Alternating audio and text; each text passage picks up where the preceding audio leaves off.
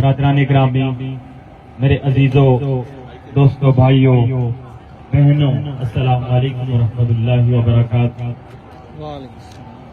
چند مہینوں سے مظلوم فلسطینیوں پر ناجائز ریاست اسرائیل حملہ آور ہے۔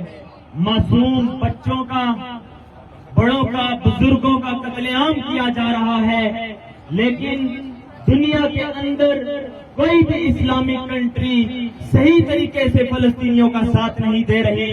میرے ساتھیوں، میں آج آپ کو ایک میسج دے کے جانا چاہتا ہوں کہ یہود و نصارہ، پوری دنیا کے یہود و نصارہ اکٹھے ہیں۔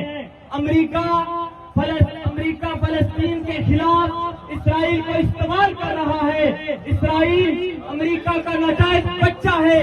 پوری دنیا کے یہود و نصارہ ایک پلیٹ فارم پر جمع ہو کر مسلمانوں کو ختم کرنے کے لیے کوشاں ہے۔ لیکن میرے بھائیوں، مجھے بتاؤ کہ ہم مسلمان کیوں بکھرے ہوئے پڑے ہیں؟ ہم مسلمان کیوں بکھرے ہوئے ہیں؟ آج 58 اسلامی ممالک ہونے کے باوجود 58 اسلامی ممالک ہونے کے باوجود ہم فلسطینیوں کا ساتھ نہیں دے پا رہے۔ اسرائیل روزانہ حملے کرتا ہے، معصوم بچوں کے گلے کاٹے جا رہے ہیں، معصوم بچوں کے گلے کاٹے جا رہے ہیں، ان کی لاشوں کو آگ میں جلایا جا رہا ہے، لیکن ہم پھر بھی اٹھ نہیں کھڑے ہوتے، ہم پھر بھی ان مسلمانوں کے لیے نہیں بول رہے۔ میرے بھائیوں، اگر آج ہم متحد نہیں ہوئے، آج ہم متحد نہیں ہوئے، یا تو یاد رکھیے گا جو آج فلسطین میں ہو رہا ہے وہ کل پوری دنیا کے مسلمانوں کے ساتھ ہوگا۔ پوری دنیا کے مسلمانوں کے ساتھ ایسا ہوگا اگر ہم نے اطاعت نہ کیا۔ میرے بھائیوں، دوستوں اور میری بہنوں، میں آپ کو یہ بتانا چاہتا ہوں کہ اس وقت اب ایسا وقت نہیں رہا کہ ہم خاموش بیٹھے رہیں۔ اب یہ وقت نہیں ہے کہ ہم گھر کی ذمہ داریاں سنبھالیں۔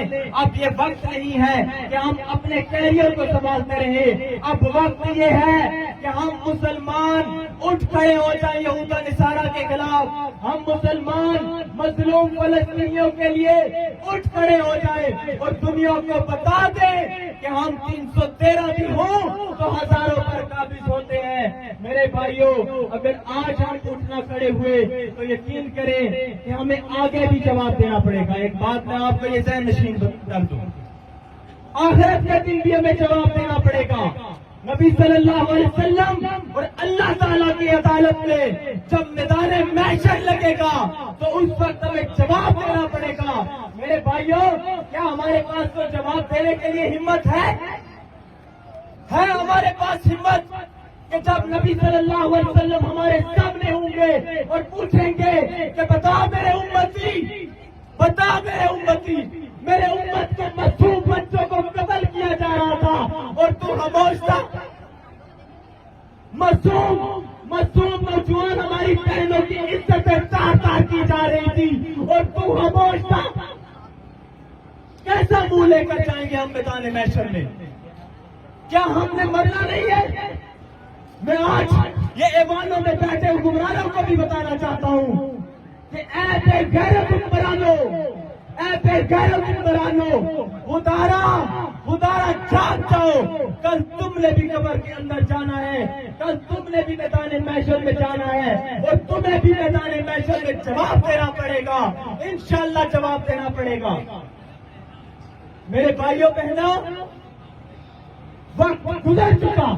آگے سینیٹر صاحب یہ فرما رہے تھے کہ وقت گزر چکا، ہم کل انشاءاللہ مارچ کریں گے، تو میں بھی اعلان کرتا ہوں سینیٹر صاحب آپ نے جو کہے تھے انشاءاللہ ہم کوشش کریں گے کہ بھائی صاحب کے 200 نوجوان آئے اور آپ انشاءاللہ اب ان ایوانوں کے سامنے جائیں گے اور ہمیں اگر جان بھی قربان کرنی پڑی تو ہم جان قربان کرنے کے لیے تیار ہیں، لیکن اب ہم سے نہیں رہا جا سکتا، ہم مزید برداشت نہیں ہو سکتا، ہمارے معصوم بچوں کا قتل کیا جا رہا ہے۔